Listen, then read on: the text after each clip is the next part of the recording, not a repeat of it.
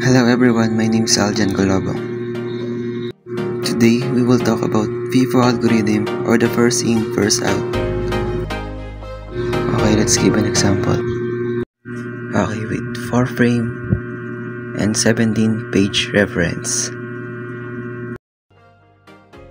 From the given example, first we will bring down 1 and check the page fault. Next, 1 and 2 and check the page fault. Next is 3.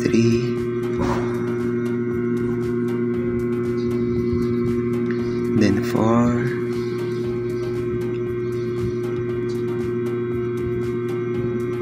Then 2. 2 is already in the process.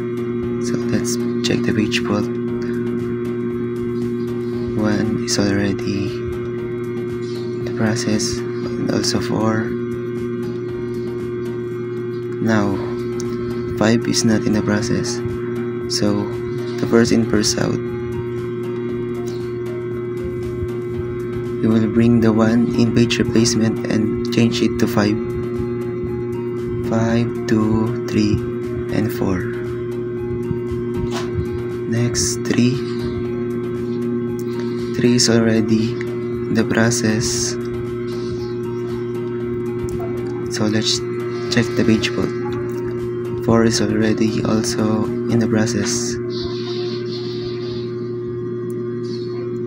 Now let's back to 1, so the next is 2, so let's bring down in the page replacement the 2 and change it to 1.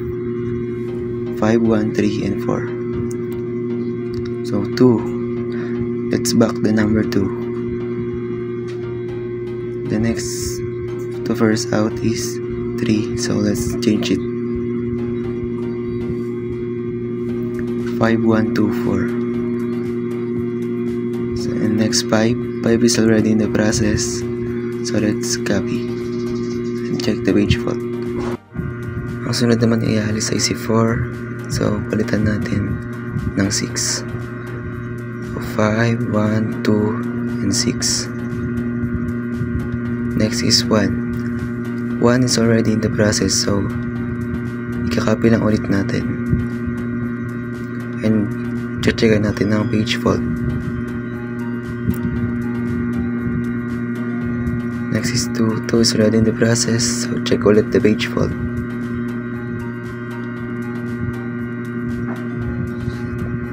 Last is number 3. Ang susunod naman natin tatanggalin ay si 5. So, papalitan natin siya ng 3. 3, 1, 2, and 6. At doon na nagtatapos ang ating example. So, that's it. Thank you for listening.